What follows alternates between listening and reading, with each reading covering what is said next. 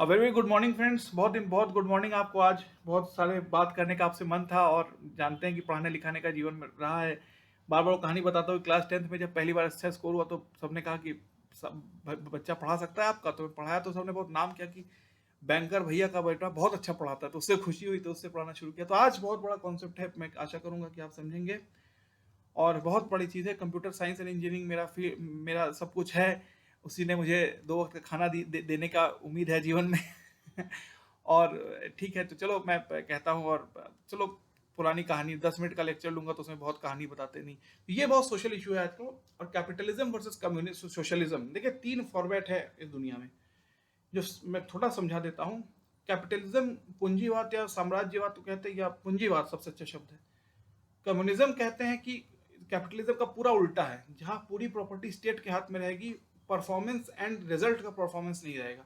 और सोशलिज्म जो है वो फंडामेंटली वेलफेयर स्टेट की बात करता है, क्योंकि जो कैपिटलिज्म है वो टोटल प्रॉफिट एंड लॉस पे डिपेंड करता है।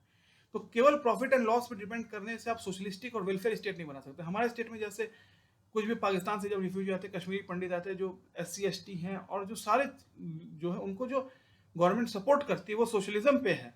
जब क्रिकेटर्स के पास बहुत पैसा है और प्लेयर्स पर, लेकिन दूसरे स्पोर्ट्स के पास, खो खो के पास, कबड्डी तो बच गया, खो खो के पास उतना पैसा नहीं, तो जो गवर्नमेंट जब सपोर्ट करती है तो वो सोशलिज्म कहलाता है। ठीक है, कम्युनिस्ट तो चलिए दूसरा हो गया।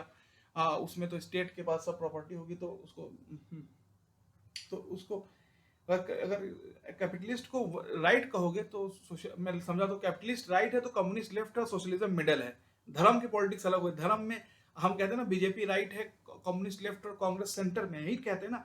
तो इकोनॉमिक पॉलिसी में आप जाओगे तो कैपिटलिस्ट आप एकदम से राइट होते हैं, लेफ्ट कम्युनिस्ट होते हैं, सेंटर होते हैं सोशलिस्ट, इसको मिक्स्ड इकोनॉमी कहते हैं। ठीक है, तो देखिए मैं क्या कहना चाहता हूँ, इसको मैं समझाऊंगा बहुत डिटेल में। आज मैं छोटा पहले बिगिनिंग करता हूँ।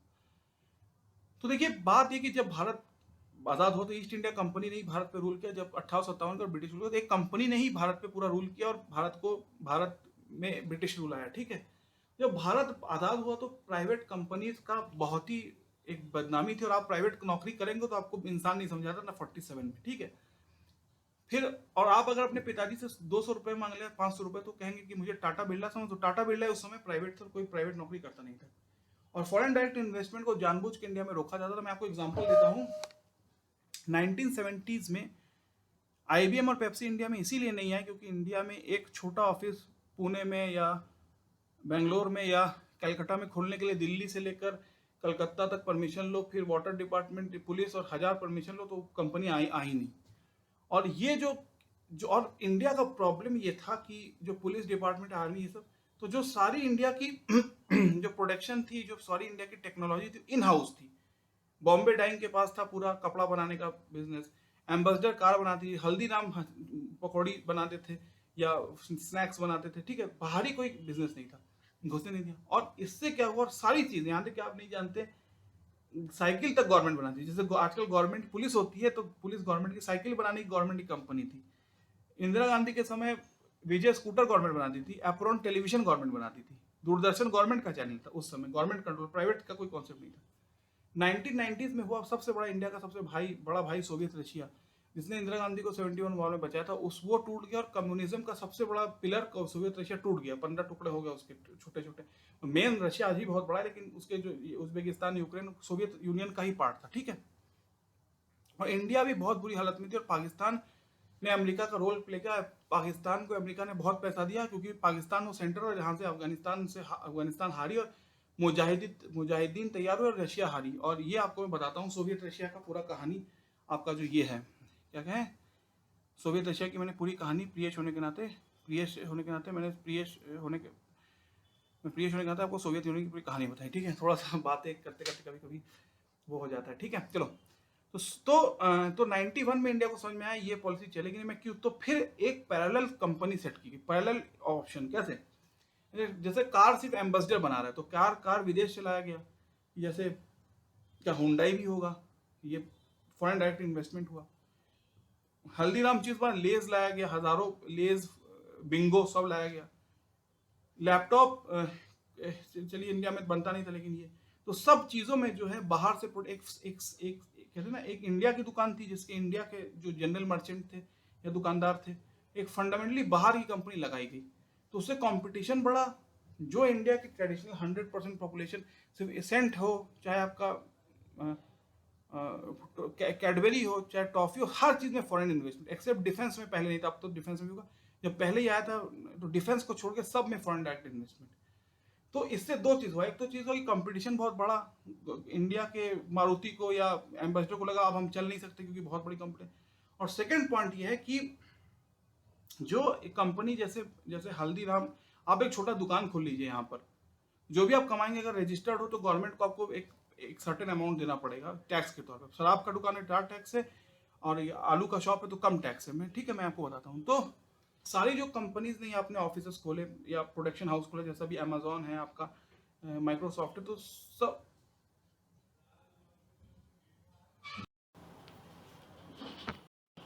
सारी जो कंपनीज ने अपना खोला, वो आपका जो जो कंपनीज ने खोला अपना अपना प्रोडक्शन यूनिट, तो सबकी हैवी से, क्योंकि इंडिया एक बहुत बड़ा मार्केट था, सबकी हैवी सेलिंग हुई।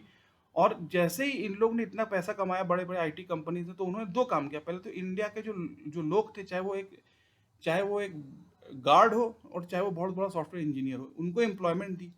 फॉरेन मनी आया तो मनी का जो मैग्नीट्यूड है वो बहुत बढ़ गया। जो इंडिया में सैलरी आपको महीने की, फॉर एग्जाम्पल महीने की 45,000 मिलती थी, वहीं जाकर 1.5 लाख सैलरी होगी। फॉरेन मनी है ना, इंडियन मनी थोड़ी है। समझ लीजिए यूरोप की मनी बहुत स्ट्रांग है, इंडिया की मनी बहुत वीक है। तो जैसा आप पढ़ते हैं ना कि जो बहुत हाई टेम्परेचर लो, दोनों को मिला लो तो इक्विवेलेंट आ जाता। तो बाहर की जब मनी आई इंडिया में, तो उन्होंने जो है इंडिया के तौर पे मेहनत, क्योंकि वहां पर समझ लीजिए एक आदमी को $1 दिया जा रहा है, तो इसका मतलब है कि 70 रुपए।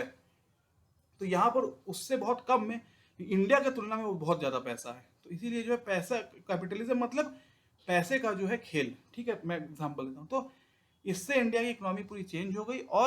और सबसे बड़ी फायदा हो, गवर्नमेंट ने बड़े बड़े टेक्नोक्रेट को जो लिया, और जब इतने बड़े यूएसए में जैसे पूरा इंडिया के लोग सीईओ है, इंडिया में जब ये कंपनी, यूएसए में जब ये दोनों कंपनी खुली, इंडिया के स्पेशली इंडिया में जब आप देखते हैं खुली, तो सारी कंपनी एक यूनिट इंडिया में, जैसे आपका बड़े बड़े आईटी कंपनीज है, टीसीएस एक यूनिट इंडिया में, एक यूनिट विदेश में।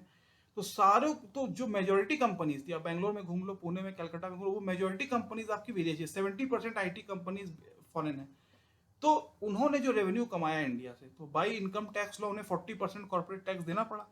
तो इंडिया के पास फॉरेन एक्सचेंज बहुत आ गया, बहुत ज्यादा फॉरेन एक्सचेंज आ गया। इंडिया के लोगों के पास एम्प्लॉय, जब पैसा आया इंडिया में, मोटा मोटी बात सुनो, जब पैसा आया, जैसे सपोज समझ लो आप एक इंडियन कंपनी में काम कर रहे हो, आपको $1 मिल रहा है, और फॉरेन कंपनी में काम कर रहे हो तो $1 मिल रहा है। दोनों समझ लो, मैं मोटा मोटी समझा रहा हूँ। तो $1 ₹70 हो जा रहा है, €1 85, जो भी रेशियो। तो जब एक एक इंडियन के पास इतना पैसा आ रहा है, तो सीधा सीधा उसका 40% गवर्नमेंट को मिल जाएगा टैक्सेशन के रूप में। तो जो फॉरेन एक्सचेंज इंडिया में आया, वो इनकम टैक्स हो गया, और टैक्स इंडिया के जो जो खजाना है, इसको कहते हैं, जो गवर्नमेंट ट्रेजरी है, उसमें इतना ह्यूज पैसा बढ़ा। तो ये फॉरेन डायरेक्ट इन्वेस्टमेंट एक तरह से आप कहिए तो पूरी तरह से एक कहते हैं कैश काउ टूर्नामेंट, या कैश सोने का अंडा था। क्योंकि इंडिया में टेक्नोक्रेट तो थे, लेकिन क्योंकि इंडिया में अपॉर्चुनिटी नहीं थी, मार्केट क्लोज था, और आईबीएम और चली गई, तो सारे इंडिया के जो बड़े बड़े टेक्नोक्रेट तो विदेश चले जाते। तो गाना भी था, चिट्ठी आई नहीं बड़े दिनों के बाद हम बेवतनों को याद, वतन की मिट्टी आई है, चिट्ठी आई है, चिट्ठी आई है। पैसा तूने खूब कमाया, इस पैसे ने देश लुटाया, अपने घर में भी है रोटी, चिट्ठी आई। आप सुने वो गाना? तो तभी से इंडिया से बहुत ज्यादा, पंजाब से और ये सबसे माइग्रेशन होता है, विदेशों में, पूरे कनाडा में सब इंडिया में के लोग बसे हुए हैं। ठीक है, तो ये चीज मैं आपसे कहना चाहता हूँ, और ये चीज है। ठीक है, और मैं इसको थोड़ा एक्सटेंड करता हूँ, अभी बंद नहीं करूंगा इसको। तो कैपिटलिज्म, तो देखिए इंडिया में कैपिटलिज्म आया, और इंडिया में जो है, इसलिए मैं नेक्स्ट लेक्चर में इसको बताता हूँ कैपिटलिज्म का रियल, और इंडिया की फिलोसफी में कैपिटलिज्म फिट होता है कि नहीं। ये मैं आपको, देखिए छोटा एग्जाम्पल देता हूँ उसको। देखिए इंडिया की जो फिलोसफी है, मैं कहूँ धर्म, समाज, इतिहास, तो इंडिया की जो फिलोसफी है, मैं धर्म की बात नहीं करूँ, उसमें सुख पाना आखिरी एम नहीं है। और इतने लोग देशभक्ति के लिए क्यों जाते हैं? जब अगर सुख पाना ही आखिरी एम होता, तो इंडिया की जो जो बेसिक माइंडसेट है, वो उसमें कैपिटलिज्म की सोच नहीं है, उसमें एक सोशलिज्म की सोच है।